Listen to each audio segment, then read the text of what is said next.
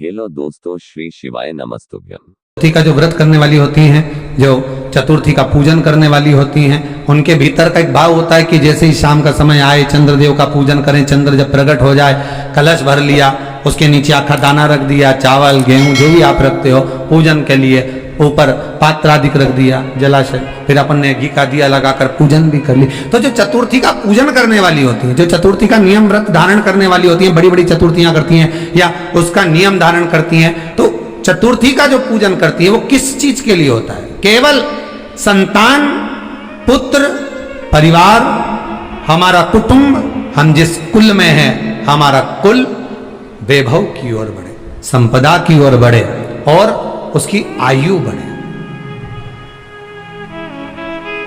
उसकी आयु बढ़े, वैभव बढ़े। बहुत ध्यान दीजिएगा महाराज, चतुर्थी की पूजन में जो आप आखा दाना रखते हो, गेहूं वगैरह कुछ भी जो भी रखते हो, उसकी बड़ी महत्वता होती है महाराज। यहां तक कहा गया है, चतुर्थी की कथा तो आप लोग पढ़ते होंगे, जो लोग पढ़ते हैं उनको मालूम होगा। चतुर्थी की कथा में लिखा है, चौथ माता के व्रत में वर्णन किया गया है कि वो आखा दाना जो रखा जाता है, मान लो कोई जरूरी काम होता है तभी आखा दाना को रखा जाता है, संभाल के रखते हैं कि हम इस काम के लिए जा रहे हैं और हमारा ये कार्य सफल होना चाहिए।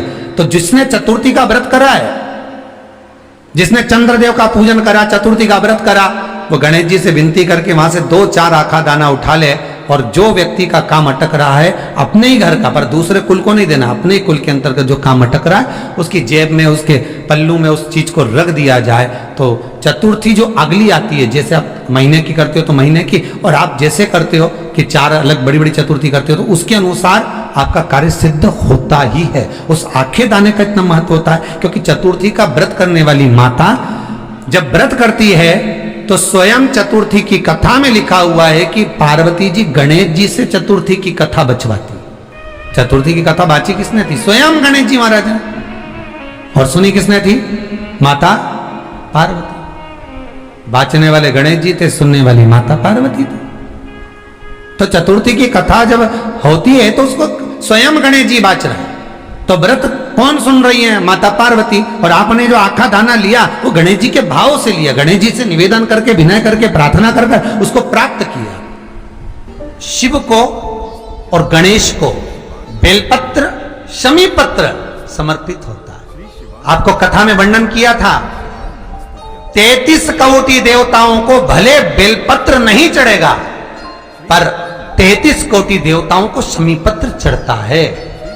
और उसमें एक गणेश जी महाराज और एक बाबा भोलेनाथ, इन दोनों को शमी समर्पित होता है। कथा में पहले भी वर्णन किया, आज फिर आपको समझ लेना बहुत अच्छे से, जो आपको करना है रिद्धि सिद्धि पाने के लिए, संपदा को बढ़ाने के लिए। शिव महापुराण की कथा कहती है, और गणेश चरित्र अपन श्रवण कर रहे हैं, जिसके घर में संपदा की कमी पड़ती हो, बीमारियां ज्यादा फैल रही हो, बहुत कष्ट हो महाराज, बहुत ज्यादा दुखी हो महाराज, कोई काम नहीं बन रहा, बहुत तकलीफ में हो, तो शमी पत्र, शमी की पत्ती, जहां गणेश जी का स्थान है वहां पर 5 शमी पत्र 5 समर्पित करें, और शंकर जी के ऊपर 3 शमी पत्र समर्पित करें।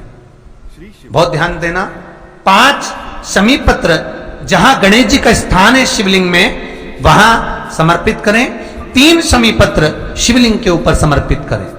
1 शमी पत्र शंकर जी की चौखट पर लेफ्ट भाग में, जाते समय आपका उल्टा हाथ, जब मंदिर से निकलो तो उल्टे हाथ पर लेफ्ट भाग में शंकर जी की चौखट पर समर्पित करें 1 शमी पत्र। और महाराज घी का दिया, जहां लेफ्ट भाग में आपने शमी पत्र रखा है, मंदिर में ना दिया लगाकर, बाहर की ओर जहां शमी पत्र रखा है उसके ठीक साइड में एक घी का दिया लगा दीजिए। केवल गणेश चतुर्थी से लेकर अनंत चतुर्दशी तक गणेश पुराण कहती है, भगवान गणेश जी का, मोर ध्वज का, मयूर ध्वज गणेश का नाम लेकर जो ये दीप शमी पत्र चढ़ा देता है, उसके घर से कभी रिद्धि सिद्धि नहीं जाती, वैभव प्रतिष्ठा नहीं जाती।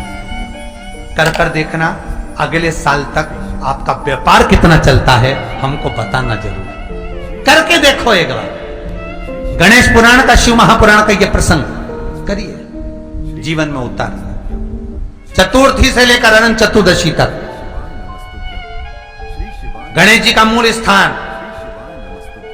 आपको गणेश जी की मूर्ति पर चढ़ाने का नहीं बोल रहा है। क्यों नहीं बोल रहा है? क्योंकि गणेश जी की आप प्रतिष्ठा करोगे तो वो टेम्परेरी है, 10 दिन के लिए कर दिया, फिर वापस विसर्जन कर दिया। पर जहां शंकर मंदिर में बैठ गए, शिवलिंग स्थापित हो गया, वहां ना जाने कितने समय से शंकर की आराधना हो रही है, वहां गणेश जी सदा विराजमान है। और देखो ये 10 दिन में अगर आपने शमी पत्र बिल्कुल मन से समर्पित करा है ना, तो मेरा विश्वास कहता है शिव महापुराण का, मेरे बाबा विश्वनाथ की कृपा कहती है, मेरा मन कहता है 10 दिन के अंदर आप शमी चढ़ाएंगे ना तो कुछ ना कुछ अच्छी। श्री शिवाय नमस्तुभ्यम। गुरु जी के उपाय और जानने के लिए हमारे चैनल को सब्सक्राइब जरूर करें। धन्यवाद।